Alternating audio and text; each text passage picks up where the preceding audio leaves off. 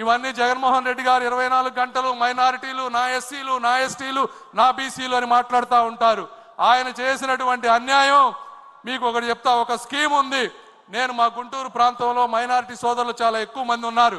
ఈ మైనారిటీ సోదరులకు ఏదన్నా చేయాలని చెప్పి ఆ మైనారిటీ మినిస్ట్రీకి వెళ్తే PMJVK అని ఒక ప్రధానమంత్రి జన వికాస్ కార్యక్రమం అని ఉంది. దీనికి సంవత్సరానికి 2000 కోట్ల రూపాయల నిధులు ఉన్నాయి. గత 3 సంవత్సరాల్లో ఒక్క రూపాయి కూడా వాడుకోలేదు. ఎందుకు వాడుకోలేదయా అంటే మనం ఉన్నప్పుడు 500 ప్రాజెక్టులు తీసుకొస్తే కేవలం 55 మాత్రమే కట్టారు. సెంట్రల్ టీము, స్టేట్ టీము వచ్చి వెరిఫై చేస్తే అందులో సగం కట్టలేదు. నిధులన్నీ దుర్వినియోగం అయిపోయినాయి.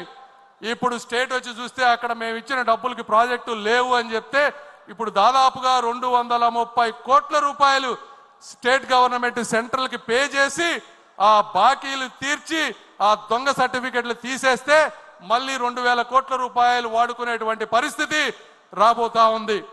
ఈ విధంగా ప్రతి వ్యక్తికి అన్యాయం చేసినటువంటి మహానుభావుడు శ్రీ జగన్మోహన్ రెడ్డి గారు. మీకు ఆఖరిగా చెప్తా ఉన్నా, ఇవన్నీ ఇప్పటి వరకు ఉన్నటువంటి స్కీమ్స్ మీకు తెలిసినవి. అదేవిధంగా మొన్న వచ్చారు, 7 మంత్రులను కలిశారు. అందులో ఒక ముఖ్యమైనది డిఫెన్స్ క్లస్టర్. డిఫెన్స్ క్లస్టర్కి ఆయన మరి ఫ్లైట్లో రాసుకున్నారో ఎక్కడ రాసుకున్నారో తెలియదు, కానీ రాయలసీమ ప్రాంతాన్ని 5 భాగాలుగా విభజించారు.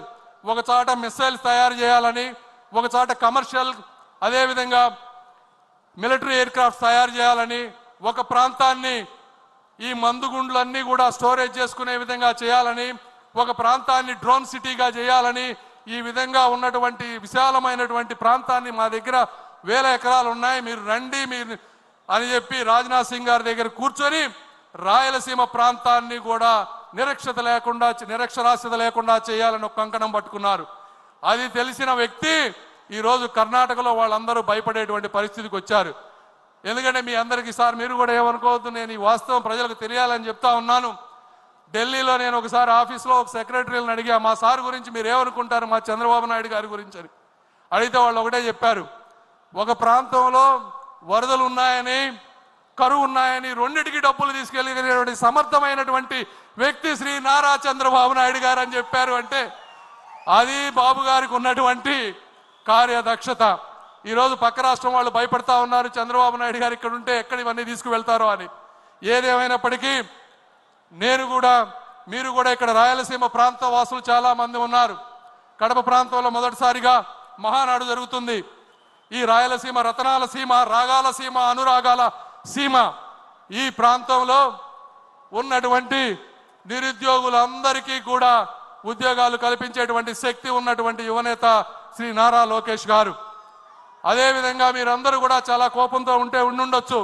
ఒక్కటే గుర్తుపెట్టుకోండి, కలం పట్టుకున్నవాడు, కత్తి పట్టుకున్నవాడు కత్తితోనే చచ్చిపోతాడు, కలం పట్టుకున్నవాడు కలల్ని జయిస్తాడు అని నమ్మేటువంటి సిద్ధాంతం ఉన్నటువంటి వ్యక్తులు శ్రీ నారా చంద్రబాబు నాయుడు గారు, లోకేష్ గారు. ఈ రోజున మరి ఈరోజు మీరు ఎంపీలు చూస్తూ ఉంటే గత 5 సంవత్సరాల్లో మీరు చూసిన ఎంపీలు ఎవరు? ఒక నందిగం సురేష్ గారు, అదేవిధంగా ఒక అవినాష్ రెడ్డి గారు, ఒక మాధవ్, ఒక మిథున్ రెడ్డి. మరి ఈ రోజు ఉన్నటువంటి ఎంపీలు ఎలా ఉన్నారు మీరే ఆలోచించండి. ఆ రోజు మిథున్ రెడ్డి గారు ఏమన్నారు? ఒక నిండు సభలో అధికార మదంతో, అవినీతి సొమ్ముతో, ఏకవచనంతో యువతకు స్ఫూర్తి అయినటువంటి బడుగు బలహీన వర్గాలకు చెందినటువంటి కనీసం చీమకు కూడా అన్యాయం చేయనటువంటి చిరునవ్వుతో చిందించే రామ్మోహన్ నాయుడు గారిని ఏమన్నారో మీ అందరికీ తెలుసు. అలాంటి వ్యక్తిని ఈ రోజున కేంద్ర మంత్రిని చేసి దేశ విదేశాలు చెప్పుతూ అందరి చేత సెల్యూట్ కొట్టించే విధంగా చేసినటువంటి వ్యక్తి శ్రీ నారా చంద్రబాబు నాయుడు. మరి ఈరోజు ఉన్నటువంటి ఎంపీలు ఎవరు? ఒక దగ్గుమళ్ళ ప్రసాదరావు గారు, ఒక కృష్ణప్రసాద్ గారు, ఒక బైరెడ్డి శబరి గారు. ఇలాంటి గొప్ప గొప్ప చదువుకున్న వ్యక్తులందరినీ కూడా రాజకీయాల్లో తీసుకొచ్చారు. వీళ్ళందరూ అక్కడ ఉన్నటువంటి ఎంపీలందరికీ జగన్మోహన్ రెడ్డి గారు మైన్స్ అప్పచెప్పారు, మందు అప్పచెప్పారు. బాబు గారు ఏమప్పచెప్పారో తెలుసా? ఒక్కొక్కరికి ఒక డిపార్ట్మెంట్ అప్పచెప్పారు. నువ్వు శిశు సంక్షేమ శాఖ చూసుకో అన్నారు, ఒకరికి పోర్టులు చూసుకోమని చెప్పారు. వీళ్ళు ఆ స్కీములన్నీ చదివి వస్తే బాబు గారు వస్తున్నారంటే భయపడేటువంటి పరిస్థితికి తీసుకొచ్చినటువంటి వ్యక్తి నారా చంద్రబాబు నాయుడు గారు.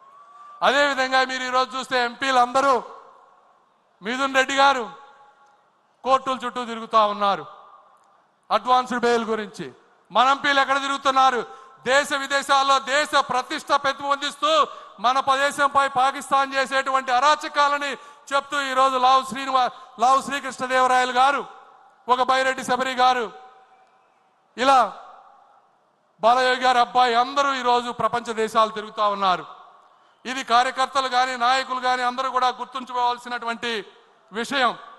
ఆఖరిగా జగన్మోహన్ రెడ్డి గారు ఈ ప్రాంత వాసి కాబట్టి నేను అందరికీ ఒకటే చెప్పదలుచుకున్నా, చంద్రబాబు నాయుడు గారిది కానీ తెలుగుదేశం పార్టీ కార్యకర్తలకు కానీ నాయకుల సహనాన్ని కానీ మీరు పరీక్షించవద్దు. తరం మారింది.